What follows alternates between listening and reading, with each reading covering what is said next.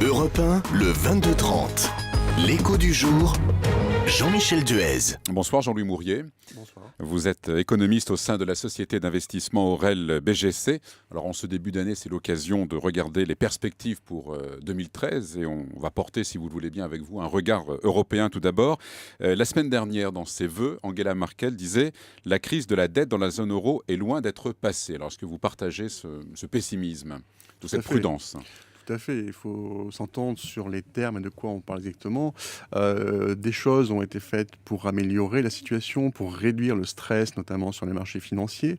Le risque systémique, les risques extrêmes d'explosion de la zone euro à court terme ont, si ce n'est disparu, ont beaucoup diminué. La crise de la dette en elle-même, c'est-à-dire la nécessité pour de nombreux pays européens de continuer, de poursuivre leurs efforts budgétaires pour réduire leur déficit afin que leur dette, déjà dans le premier temps, cesse d'augmenter, ce n'est pas terminé, effectivement. Alors, est-ce qu'il faut avoir aussi des craintes concernant maintenant l'économie allemande, le chômage par exemple a augmenté pour le mois de décembre et certains disent maintenant ça va être au tour de l'Allemagne de connaître des difficultés auxquelles elle a quand même échappé jusqu'à présent. Il faut relativiser un petit peu les difficultés de l'Allemagne. L'Allemagne a subi, dans le courant de l'année 2012 notamment, le ralentissement ou la récession de ses partenaires européens et les répercussions de ce ralentissement sur le reste du monde, puisque l'un des éléments qui a pesé sur l'économie allemande, sur l'industrie allemande notamment, pendant l'été notamment et jusqu'à l'automne, c'était le ralentissement très fort des exportations allemandes vers la Chine, qui a beaucoup ralenti. L'économie allemande va pas plus mal que ça aujourd'hui. Elle ne pouvait pas rester isolée à un niveau de croissance au milieu d'une Europe malade.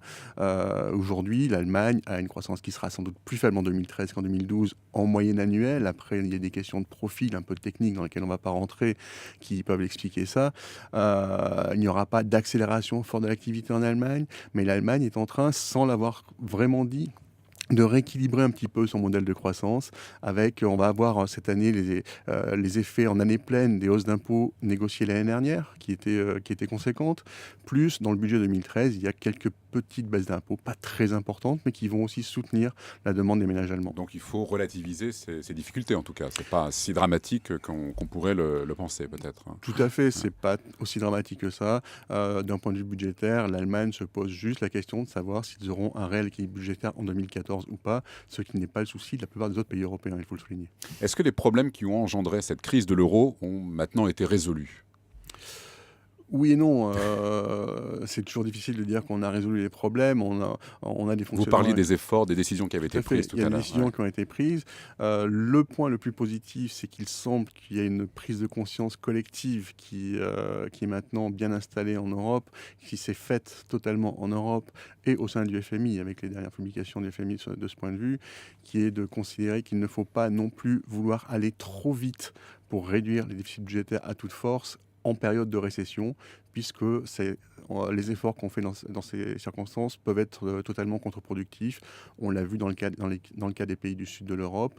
On risque de le voir dans d'autres pays européens, que ce soit aux Pays-Bas ou en France cette année, s'il n'y a pas de prise en compte de la conjoncture dans les efforts à faire. Alors certains prédisent, et vous en faites partie, une baisse de l'euro. Et pourquoi ? Jusqu'à quel taux de change ? Alors, la baisse de par rapport au dollar. La baisse de l'euro, elle proviendrait paradoxalement de la fin de la crise. C'est-à-dire que normalement, la fin de la crise, au moins financière, la partie financière aiguë de cette crise, la fin de ce stress sur les marchés financiers, dans un premier temps, va favoriser plutôt une baisse du dollar, puisque le dollar avait servi de refuge pendant la crise, notamment par rapport à l'euro. Donc, premier épisode, plutôt favorable au dollar.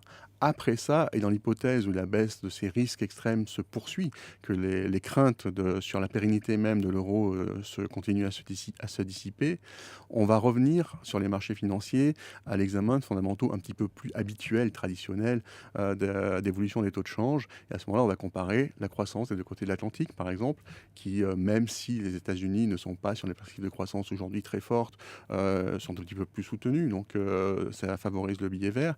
Et dans ces circonstances, On va regarder les perspectives d'évolution des politiques monétaires des deux côtés et les situations économiques favorisent sans doute des anticipations de modification de la politique monétaire américaine plus précoces que celles auxquelles on peut s'attendre en Europe.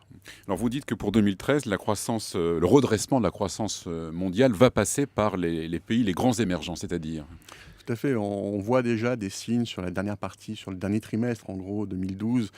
Les statistiques qu'on continue à avoir aujourd'hui portent sur cette période-là.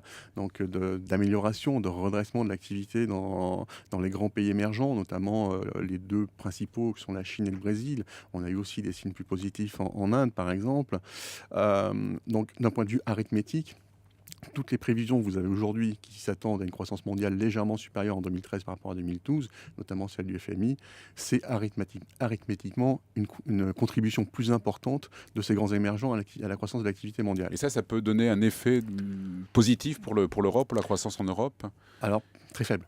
Ouais. Très faible, pourquoi? Parce que ces grands pays, malgré tous leurs efforts, malgré leur volonté, restent aujourd'hui très dépendants de la demande finale dans les grandes zones développées que sont l'Europe, les États-Unis, le Japon. Donc l'effet d'entraînement est faible. Il y a quand même un effet positif qui passe par une redynamisation du commerce mondial. C'est-à-dire qu'on avait eu en 2012 un ralentissement très marqué des échanges internationaux de marchandises, qui a notamment, on l'a signalé tout à l'heure, pesé sur la conjoncture allemande. La reprise de l'activité dans ces grands pays peut redynamiser un petit peu le commerce mondial et donc redonner un petit peu de demande à des pays, notamment comme l'Allemagne, voire l'Italie, et puis qui après vont répercuter ça à leurs partenaires européens. Merci Jean-Louis Mourier, donc économiste au sein de la société Aurel BGC. Merci.